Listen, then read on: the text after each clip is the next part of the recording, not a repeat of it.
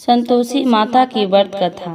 कंचनपुर नगर में एक बुढ़िया रहती थी। उस बुढ़ियों के 7 बेटे थे। सभी का विवाह हो चुका था। 6 बड़े बेटे तो काम करते थे, लेकिन 7वां बेटा अभी कोई काम नहीं करता था। सुबह उठकर स्नान से निवृत्त होकर 6 बड़े बेटे रसोई में बैठकर भोजन करते और फिर अपने काम पर चले जाते थे। बुढ़िया उन बेटे को अपने हाथ से खीर, पूरी, हलवा आदि बढ़िया बढ़िया व्यंजन बनाकर खिलाती थी। 7वां बेटा खूब धूप निकलने पर बिस्तर से उठता, फिर स्नान करके भोजन के लिए रसोई में जाता। बुढ़िया दूसरे बेटे का बचा हुआ खाना एक थाल में रखकर उसे दे देती थी। 7वां बेटा उसी भोजन को खुश होकर खा लेता था। भोजन करके वह घर से निकल जाता और अपने दोस्तों के साथ घूमता फिरता। इस तरह मौज मस्ती से उसके दिन व्यतीत हो रहे थे। उसकी पत्नी बार बार उससे कोई काम करने के लिए कहती थी, लेकिन वह हंसकर कहता था, अरे तुम बार बार क्यों काम करने के लिए कहती हो? कितने मजे से दिन गुजर रहे। माँ कितने बढ़िया बढ़िया व्यंजन बनाकर खिलाती है। तब उसकी पत्नी क्रोधित में होकर कहती, माँ तुम्हें बढ़िया बढ़िया व्यंजन बनाकर नहीं खिलाती, बल्कि सबका बचा हुआ जूठा भोजन खिलाती है। यदि तुम्हें मेरी बात पर विश्वास न हो तो किसी दिन छिपकर स्वयं अपनी आंखों से देख लेना। अपनी पत्नी की बात पर उसे यकीन न था, लेकिन एक दिन इस बात की सच्चाई जानने का निर्णय करके वह सिर दर्द का बहाना बनाकर एक चादर ओढ़कर रसोई घर में ही सो गया। थोड़ी देर के बाद उसकी माँ ने अपने बेटे को खीर, पूरी, हलवा आदि बनाकर खिलाए। भोजन के बाद उन्हें लड्डू खाने को दिए। भोजन करके वे अपने काम पर चले गए।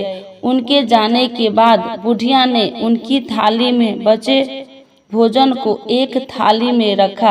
बचे हुए लड्डू को टुकड़े को एकत्र करके दोबारा लड्डू बनाए। इसके बाद बुढ़िया ने 7वें बेटे को भोजन करके लिए कहा। उसने सोते हुए चादर के नीचे से सब कुछ देख लिया था। वह उठकर बोला, माँ मुझे भूख नहीं है, मैं परदेश जा रहा हूँ। बुढ़िया ने कहा, कल जाता है तो आज ही चला जा। बुढ़िया के कठोर वचन सुनकर वह तुरंत परदेश जाने की तैयारी करने लगा। चलने से पहले वह अपनी पत्नी के पास गया। उसकी पत्नी गौशाला में गोबर के कांडे पाथ रही थी। उसने जाकर पत्नी से कहा, हम जाबे परदेश को आवेंगे कुछ काल, तुम रहिए संतोष से धर्म अपना पाल। अपने पति के वचन सुनकर कुछ गंभीर स्वर में पत्नी बोली, 2 निशानी अपनी देखा हूँ मैं धीर, सुधी मती हमरी बिसरइयो, रखियो मन गंभीर। अपनी पति के वचन सुनकर वह बोला, मेरे पास निशानी के लिए बस यह एक अंगूठी है, इसे अपने हाथ में रख लो, लेकिन अब तुम भी अपनी कोई निशानी मुझे दे दो, ताकि परदेश में उस निशानी को देखकर तुम्हें याद कर सकूं। अपने पति की बात सुनकर वह बोली, नाथ मेरे पास निशानी के लिए कुछ भी नहीं है। फिर कुछ सोचकर उसने गोबर के हाथ से उसकी पीठ पर छाप लगा दी। 7वां बेटा अपनी पत्नी की उस निशानी को लेकर परदेश के लिए चल पड़ा। कई दिनों की लंबी यात्रा करके वह एक सुंदर विशाल नगर में पहुंचा। वहां उसने कई दुकानदारों से नौकरी देने के लिए प्रार्थना की, लेकिन सबने उसे परदेशी जानकर उसकी प्रार्थना ठुकरा दी। निराश होकर अंत में वह एक सेठ की दुकान पर पहुंचा। उसने सेठ से भी नौकरी देने की प्रार्थना की। सेठ को एक नौकर की जरूरत थी। उस सेठ ने उसे तुरंत नौकरी पर रख लिया। उस दिन उसकी बहुत बिक्री हुई और वह उस लड़के से बहुत खुश हुआ। कुछ ही दिनों में उसने सेठ का सारा काम संभाल लिया। उसके व्यवसाय में आने वाले ग्राहक बहुत प्रसन्न थे। सेठ का व्यवसाय तेजी से चलने लगा। उसकी मेहनत और ईमानदारी देखकर उसे अपना हिस्सेदार बना लिया। कुछ ही महीनों में उस लड़के ने बहुत सा धन कमा लिया। संयोगवश कुछ समय बाद सेठ को उस नगर को छोड़कर दूर किसी नगर में जाना पड़ा। अतः सेठ अपना हिस्सा लेकर दुकान उस लड़के को देकर चला गया। अब सारे व्यवसाय का मालिक वह लड़का बन गया। उधर बुढ़िया उस लड़के की पत्नी को बहुत दुख देने शुरू कर दी थी। वह हर समय बहू को जली कटी बातें सुनाती रहती थी। वह बेचारी हर समय काम पर लगी रहती थी, लेकिन फिर भी उसकी जेठानी उससे कुछ न कुछ बुरा भला कहती रहती थी। सुबह होते ही बुढ़िया उस लड़के की पत्नी को जंगल में लकड़ियां लाने के लिए भेज देती थी। उसे आटे से निकले चोकर की रोटी खाने को देती थी और नारियल की कटोरी में पानी पीने के लिए देती थी। वह बेचारी चोकर की रोटियां खाकर भी किसी से कुछ नहीं कहती थी, बस इसे अपना भाग्य का लेखा सोचकर चुप रह जाती थी। एक दिन वह जंगल से लकड़ियां काटकर लौट रही थी। उस रास्ते पर संतोषी माता का मंदिर था।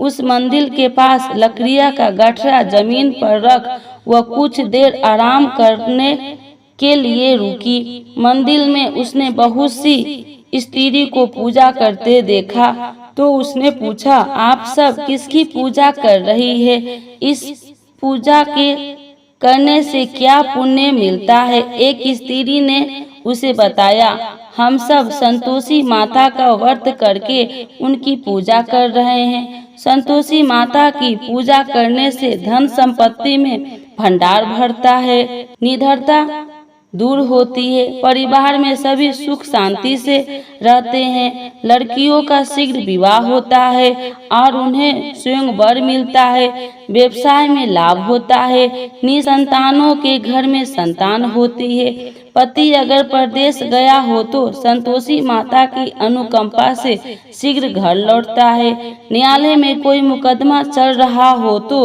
उसमें जीत होती है, धन संपत्ति में बढ़ोतरी होती है, पारिवारिक कलेश नष्ट होती है, व्रत करने वाले स्त्री पुरुष को संतोष मिलता है, सभी मनोकामनाएं पूर्ण होती है। स्त्री से संतोषी माता के व्रत के बारे में इतना सुनकर उसने व्रत करने की विधि भी पूछी। तब एक बूढ़ी स्त्री ने उसे बताया, संतोषी माता के व्रत करने के गुड़ और चने का प्रसाद बांटकर स्वयं भी प्रसाद ग्रहण करना, कभी नहीं भूलना। संतोषी माता गुड़ और चने से की गई पूजा से प्रसन्न होती है। संतोषी माता का व्रत शुक्रवार को ही किया जाता है। शुक्रवार को सूर्योदय से पहले उठकर स्नान से निवृत्त होकर संतोषी माता के मंदिर में जाकर पूजा करके व्रत कथा सुननी चाहिए। मंदिर में न जा सके तो घर के किसी कमरे में संतोषी माता का मूर्ति या चित्र रखकर छोटा सा मंदिर बनाकर पूजा करनी चाहिए। व्रत करने वाले व्यक्ति को उस दिन कोई भी खट्टा चीज या खट्टा फल नहीं खाना चाहिए। घर में भी किसी को खट्टी चीज नहीं खानी चाहिए। संतोषी माता के व्रत के बारे में सभी बातें पूछकर सातवें बेटे की बहू ने मन में निश्चय किया कि आज सारी लकड़ियां बेचकर गुड़ और चने खरीदकर आने वाले शुक्रवार को संतोषी माता का पूजा अवश्य करूंगी। उसी दिन उसने लकड़ियां बेचकर गुड़ और चने खरीदे। शुक्रवार को सूर्योदय से पूर्व उठकर उसने स्नान किया, फिर एक कलश में स्वच्छ व ताजा जल भरकर चने और गुड़ के साथ जंगल की ओर चल पड़ी। रास्ते में संतोषी माता के मंदिर में जाकर उसने संतोषी माता का विधिवत पूजा की और व्रत कथा सुनी। फिर संतोषी माता के चरणों में सिर रखकर प्रार्थना की, हे माता, मेरे कष्ट दूर करो, मैं हमेशा तुम्हारी पूजा करूंगी।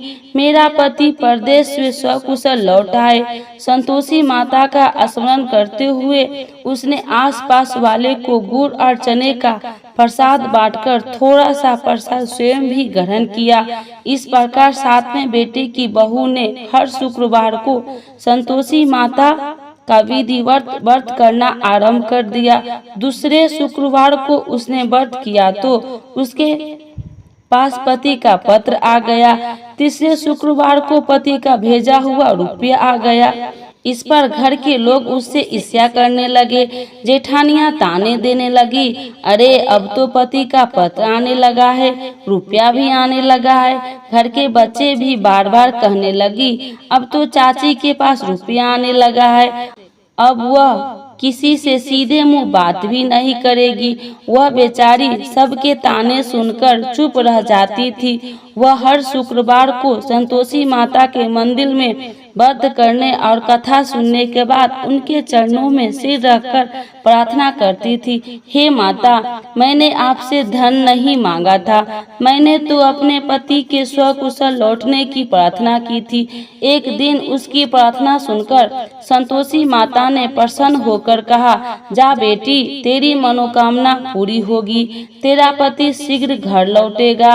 वह बेचारी संतोषी माता के वचन सुनकर खुशी खुशी घर लौटी। उधर सातवां बेटे दुकानदार इतना व्यस्त हो चुका था कि उसे पत्नी और घर की कोई स्मरण नहीं था।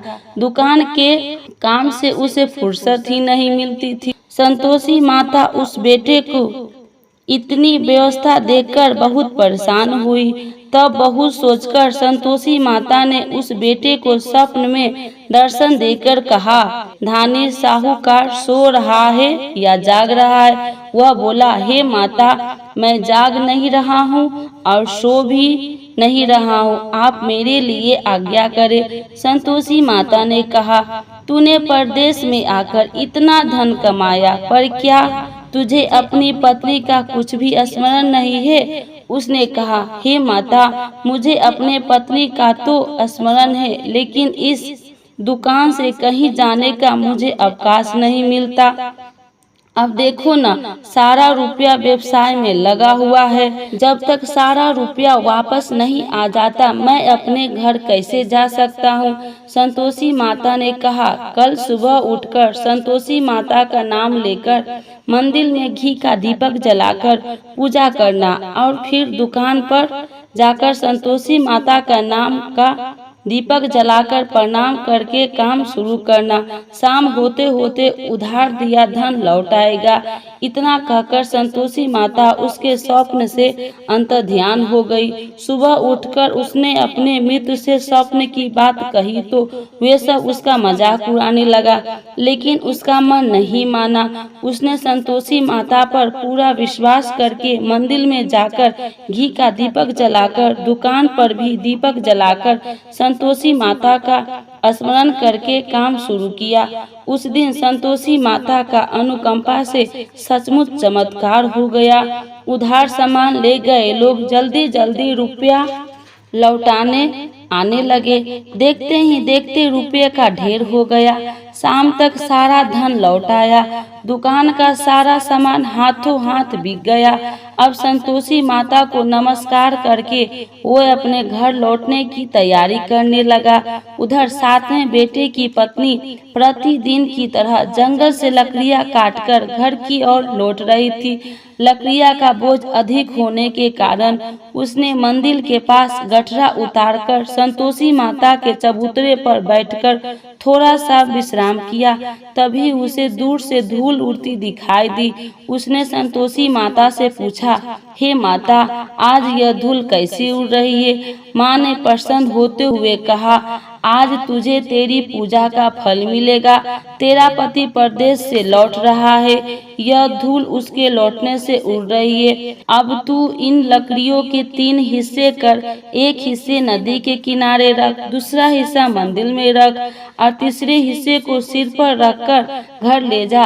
तेरा पति लकड़ियां देखकर रुकेगा, लकड़ियां जलाकर भोजन बनाकर खाएगा और फिर घर जाएगा। तू घर पहुंचकर लकड़ियां का गठरा आंगन में डालकर कहना, सासू जी लकड़िया का गठरा ले आई हूँ, चोकर की रोटियां और नारियल की कटोरी में पानी दे दो। फिर पूछना, आज घर में कौन मेहमान आया है। संतोषी माता की बात सुनकर वह खुश होती हुई घर की ओर चल पड़ी। कुछ देर बाद उसका पति वहां पहुंचा और लकड़ियां का ढेर देखकर उसने भोजन बनाकर खाया। फिर कुछ देर विश्राम करके वह घर पहुंचा। उधर बहू ने लकड़ियां का गठरा जमीन पर डालते हुए जोर से आवाज लगाई, सासू जी लकड़ियां ले लो, चोकर की रोटियां दे दो, नारियल की कटोरी में पानी दे दो, आज घर में कौन मेहमान आया है।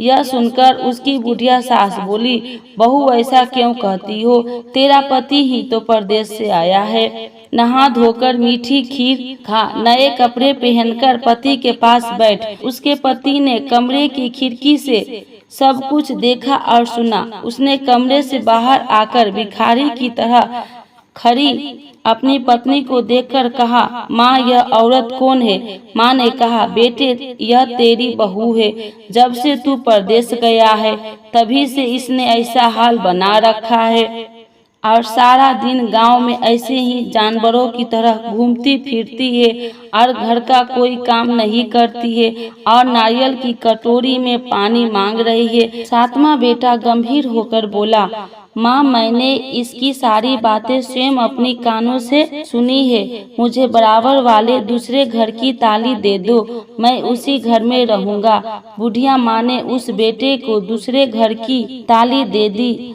वह अपनी पत्नी के साथ उस घर में आनंद से रहने लगा। उसके पास धन की कोई कमी नहीं थी, घर को महल जैसा सुंदर बना लिया। अगले शुक्रवार को उसकी पत्नी ने कहा, प्राणनाथ मैं संतोषी माता का व्रत करती हूँ, संतोषी माता की अनुकंपा से ही मेरे सब काम पूरे हुए हैं, अब मैं व्रत का उद्यापन करनी चाहती हूँ। पति ने कहा, अभ्यास करो, मैं उद्यापन के लिए सब सामान एकत्र करता हूँ। बहू ने अपनी जेठानी के लड़कों को भोजन के लिए बुलाया। सभी जेठानियां उसकी धन और संपत्ति और वैभव से ईर्ष्या करने लगी थी। जेठानियां ने अपने बच्चे को सिखा दिया कि तुम भोजन के समय खट्टी चीजें मांगना। वे नहीं चाहती थी कि उसका उद्यापन पूरा हो। संतोषी माता की पूजा के बाद जब बच्चे को भोजन के लिए कहा गया तो सब खटाई मांगने लगा। बहू ने कहा, खटाई किसी को नहीं मिलेगा।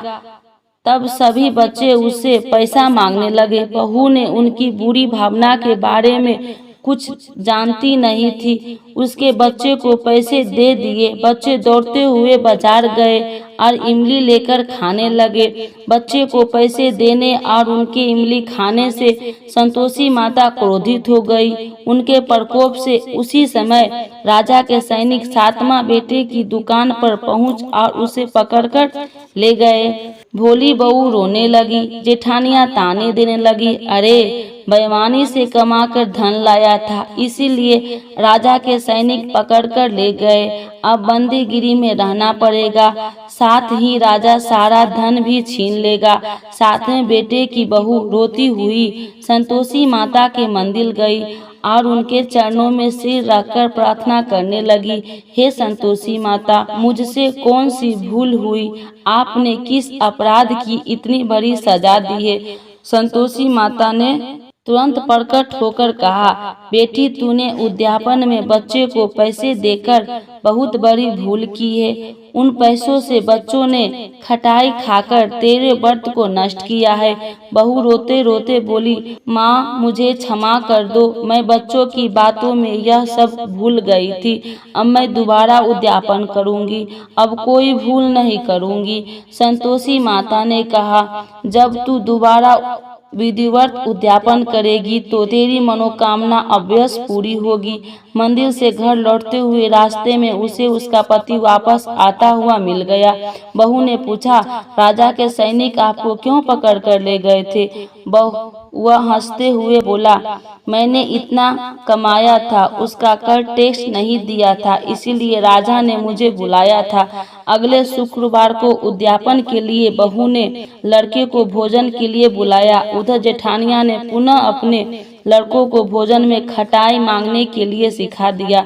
संतोषी माता की पूजा के बाद गुड़ और चने का प्रसाद बांटकर बहू ने स्वयं भी प्रसाद ग्रहण किया। बच्चों को जब भोजन के लिए बैठाया और खीर पूरी हलवा खाने के लिए कहा तो वे बोले, हमें खीर हलवा अच्छा नहीं लगता है, हमें तो खट्टी चीजें खाने को दो। बहू ने कहा, किसी को खट्टी चीज खाने को नहीं मिलेगी और मैं तुम्हें पैसे भी नहीं दूंगी। खीर पूरी हलवा खाना है तो खाओ। बच्चों नहीं माने तो उसने उन बच्चे को भगाकर ब्राह्मण के बच्चे को बुलाकर भोजन करवाया। दक्षिणा में उन बच्चे को मीठे फल खाने के दिए। उसके उद्यापन से संतोषी माता बहुत प्रसन्न हुई।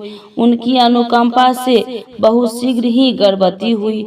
10वें महीने उसने एक सुंदर पुत्र को जन्म दिया। बहू प्रतिदिन उस बेटे को लेकर संतोषी माता के मंदिर में जाने लगी। कुछ ही दिनों के बाद संतोषी माता ने सोचा, मैंने इसे जीवन के सभी सुख दिए हैं, अब इसकी परीक्षा लेकर देखती हूँ। यह सोचकर संतोषी माता एक बुढ़िया का रूप धारण किया और लाठी टेकती हुई बहू के घर पहुंची।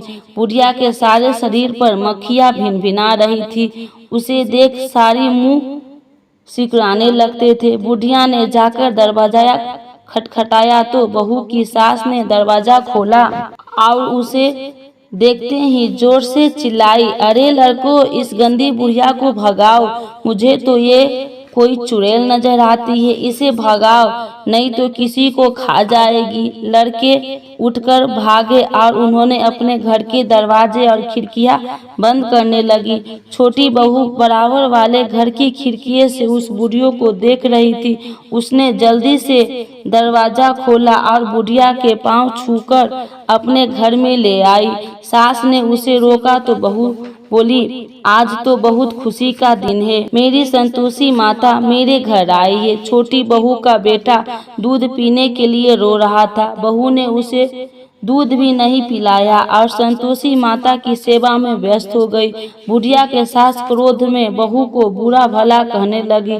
बहू बोली, सासू माँ, आज मेरी संतोषी माता मेरे घर आई है, इनकी व्रत करने से मेरे घर में इतनी खुशियाँ छाई है। इतना सुनते ही उस बुढ़िया के पास दौड़ते हुए आए और उनके पांव छूकर क्षमा मांगते हुए बोले, माँ, हमें क्षमा कर दो, हमने आपको पहचानने में बहुत भूल की, हमें आपके व्रत की विधि नहीं जानते हैं। हे माता, अब हम भी आपका व्रत किया करेंगे। उन लोगों की प्रार्थना सुनकर बुढ़िया का रूप धारण किए संतोषी माता प्रसन्न हुई और उन्होंने संतोषी माता के व्रत की विधि भी बताई। बुढ़िया से व्रत की विधि जानकर संतोषी माता के व्रत करने से उनकी सभी मनोकामनाएं भी पूरी हुई। उनके घर में धन की वर्षा होने लगी। बुढ़िया के 7वां बेटा का व्यवसाय खूब तेजी से चलने लगा। धन संपत्ति के भंडार भरने लगा। संतोषी माता का व्रत करने और व्रत कथा सुनकर गुड़ और चने का प्रसाद खाने वाले को सभी मनोकामनाएं संतोषी माता पूरी करती है। व्यवसाय में दिन दोगुनी रात चौगुनी तरक्की होती है। निसंतान स्त्री को पुत्र की प्राप्ति होती है और संतोषी माता का विधिवत करने वाले कुमारी कन्याओं को मनचाहा सुंदर और स्वयं वर मिलता है। बोलो संतोषी माता की जय।